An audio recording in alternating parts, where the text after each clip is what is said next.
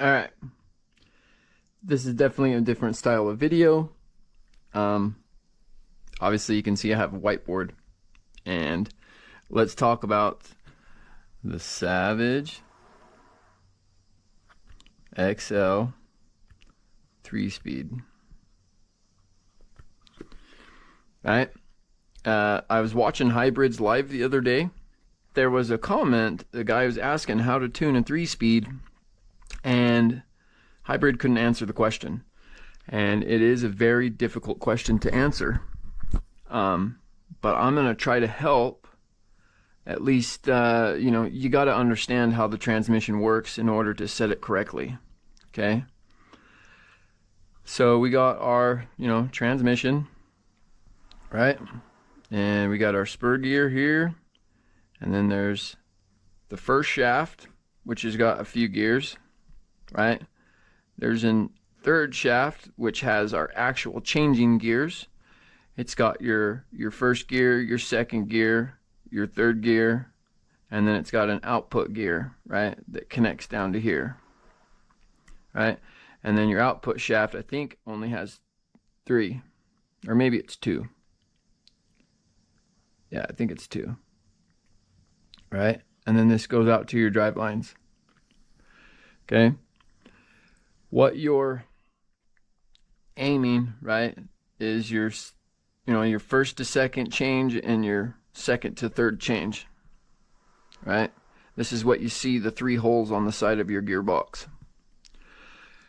Now, to simplify making the actual changes, I recommend the rc.4me.us, right? rc4me.us. Okay, on this website there is a second gear that you can, and I have it in my XL right there. Once I get it clean to that point, I can show you guys. But there is a second gear, it's like $35, right, that allows you to adjust from the outside. So you don't have to tear your transmission apart to adjust the second gear. You can do it from the outside. And if you install it in the GT6 version, it eliminates the wobble in the gear cluster, right? And that's what the transmission is famous for damage.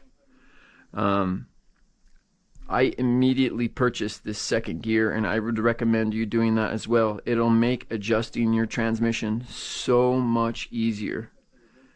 I can't remember what they call it.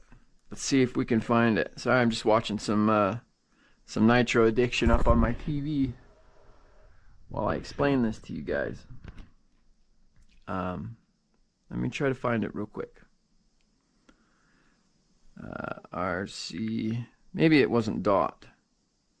rc4me.us. I think it's like that.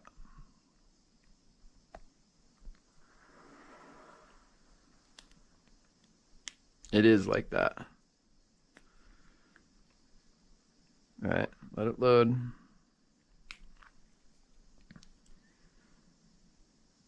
This is a really good website for a lot of different things for the Savage. Whoa. Whoa. Never seen that on there before. That's kind of cool, I guess. But let's so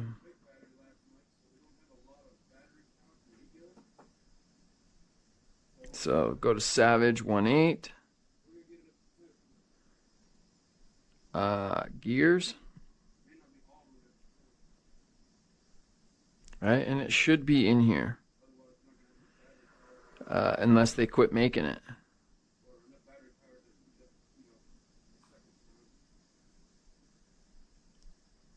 Just gotta keep bearings. I don't know why that's in there. That's ridiculous. No, right there. Okay, this is what you need. So off. So there's no dot there. Sorry guys, RC4me, right? part number 77076 plus. Okay, I highly recommend this part.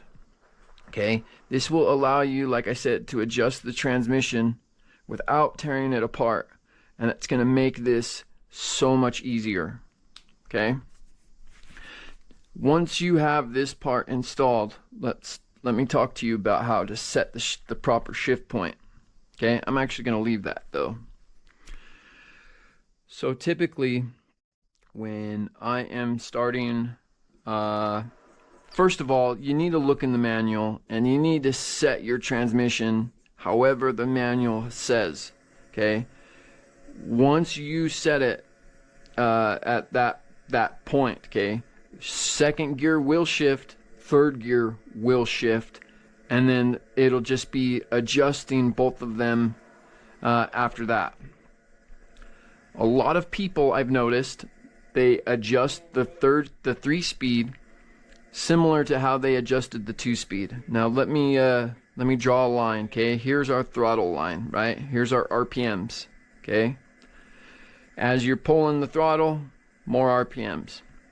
Okay, I've noticed that a lot of people will set second here and then third right here. That is not okay. I mean, it is, but you're not maximizing the speed out of your transmission, right? The 3-speed is not much faster than the 2-speed, if it is even faster. But setting it like this is not going to yield you a faster transmission, right? It's just going to change and then instantly change, right? Now, it's perfectly fine to set the third point right here, but not the second, in my opinion, right? The second one, and the reason why you have to set the second one lower is because, let's go back to our transmission here. Spur gear, first shaft, second shaft, output shaft, right? It actually goes all the way through. Okay, now the reason why you have to set second gear so low, or at least like 2/3 of the way and then the third gear at the end, right, is because both gears are on the same shaft, right? You got your 3 gears, both gear clusters are on the same shaft. Now if HPI would have, if I would have designed this, okay, I would have put my first to second change on this shaft, and then I would have put third gear on this shaft, right? What that would have allowed you to do is run both shift points right up here. Both of them could have been right there at the top. What you'd have to do is run a lighter spring and a harder spring here, right? Because this shaft spins incredibly fast, this one not as fast, this one even slower, right? As the spur rotates, if you look at the gear ratio inside the transmission, it picks up speed as it goes down the transmission, and then the diffs slow it back down to the wheels. Okay, if you actually count the gears and everything like that, this is what you will see. Now, like I said, I'm not an HPI designer.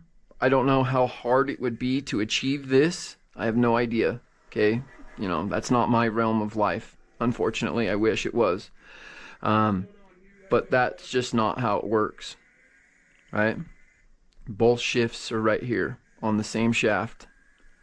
And so how I set my shift points like this, and if real quick, what I want to add, right? So after you have set your shift points to factory settings, right, what I want you guys to do, right, to make sure that your truck is shifting exactly, right, so I want you to just pull your trigger, you need to be on a street and just pull your trigger slowly, right? So your RPMs slowly pick up, okay? Right? So we're going to draw a different style line, okay? Slowly pull your trigger, right? And then, That way you can absolutely hear each gear change. Okay? When you do it like this, and this is how I set mine, right? Like I said, second, third, right? Just very, very slowly so you don't miss it. Because if you just punch it, a lot of the times it'll shift. So it'll go shift and then instantly shift, right? Because your motor's got so much torque into it. But if you slow your trigger pull down, right, you will get some distance between the two shifts, and it'll sound a lot better, and you will be happier because you will hear these gear changes every single time your transmission comes up to speed.